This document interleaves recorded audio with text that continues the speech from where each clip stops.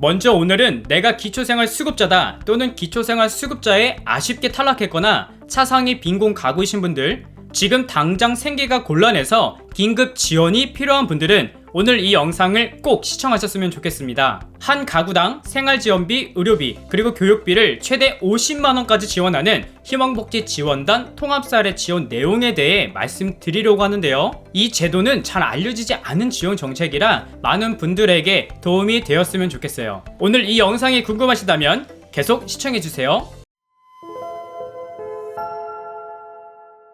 안녕하세요, 범이쌤입니다. 오늘 말씀드릴 제도는 희망복지지원단 통합사례관리 사업인데요. 이 사업이 무엇인지부터 설명을 드릴게요. 통합사례관리 사업은 자활하고자 하는 가구에게 맞춤형 서비스를 제공해서 안정적인 삶을 지원하고 빈곤을 예방하는 복지 서비스입니다. 그래서 여러가지 문제로 생활이 어려운 주민분들에게 지역 내 다양한 정보 및 자원을 연계해서 더 나은 생활을 지원하는 사업이다 라고 생각하면 이해하시기 쉬울 거예요. 간단하게 예를 들면 집에 아이들만 있어서 밥을 못 먹는다 라고 한다면 밑반찬 지원 서비스를 연계해주고 경제적 기능 상실 등으로 위기 상황에 처해서 긴급한 서비스를 받아야 한다 라고 한다면 생활비, 의료비 등 긴급 지원 서비스를 연계해주고 있어요. 그럼 누가 지원을 받을 수 있을까요? 생계, 의료, 주거, 교육급여를 수급하는 분들 중에서 특히 신규 수급자로 선정되셨거나 기초생활수급자에 아쉽게 탈락하신 분들, 그리고 차상위 빈곤 가구 등이 지원을 받을 수 있어요. 그래서 자활하고자 하는 저소득 가구에 맞춤형 서비스를 제공해서 안정적인 삶을 지원하거나 또는 빈곤 예방 등 이 사업을 통해서 가난을 벗어나고 자활을 도울 수 있는 가구를 대상으로 지원하는데요. 어떤 서비스들을 제공하는지 말씀드려볼게요. 지원 내용은 일단 대상자로 선정되면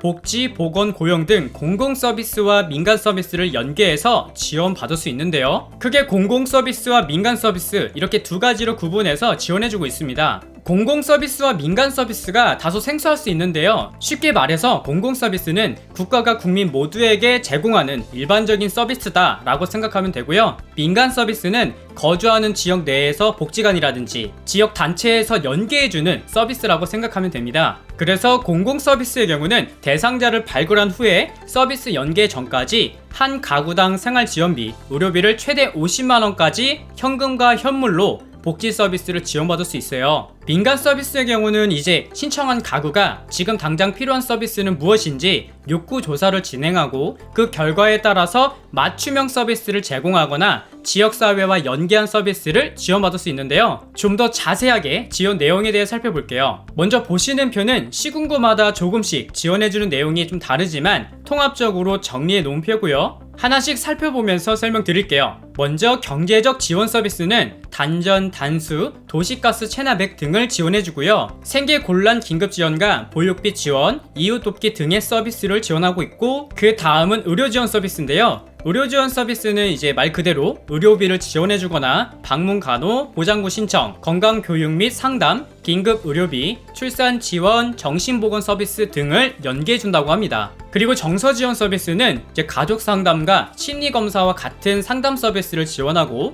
생활지원 서비스의 경우는 이제 일상생활에서 지원받을 수 있는 서비스예요. 그래서 밑반찬, 도시락 지원, 그리고 가사 간병 서비스, 임의용 서비스, 목욕 서비스 등을 연계해주고 있습니다.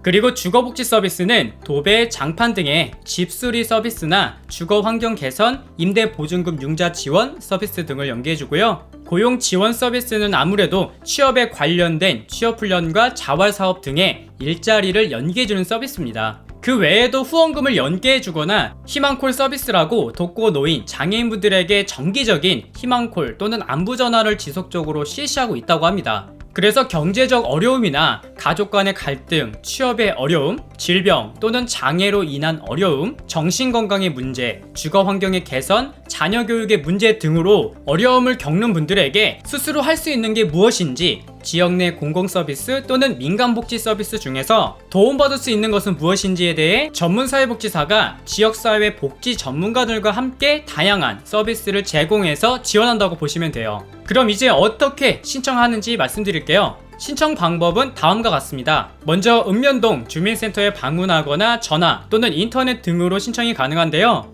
여러분들이 주민센터에 방문하시면 기본적으로 인적사항이나 어떤 어려움이 있는지 등 초기 상담을 받고 접수를 하게 되고요. 접수를 하고 나면 15일 정도가 소요되는데요. 그러면 신청하신 분에게 어떤 서비스를 제공해야 하는지, 필요한 욕구는 무엇인지 담당자가 신청자의 가정에 방문해서 욕구 조사를 진행해요. 그리고 이제 담당자가 복지정책과나 지역 내에서 어떤 도움이 필요한지, 어떤 계획을 세워야 하는지 등 사례회의라는 것을 진행해서 이 통합사례 관리 대상으로 선정을 하는데요. 이러한 작업이 마치면 이제 서비스를 제공받게 됩니다. 근데 서비스 제공까지 이게 하루 이틀 안에 결정되는 것은 아니라고 해요. 그만큼 어떤 서비스들을 제공할 것인지 고민하기 때문에 약 30일 정도가 소요된다고 합니다. 그래서 이제 대상자로 선정이 되면 이제 서비스를 제공받게 되는데요. 서비스를 받는 중간에도 신청자의 욕구나 상황이 달라지는 것에 따라서 계속 점검하고 파악해서 서비스를 유동적으로 제공한다고 합니다.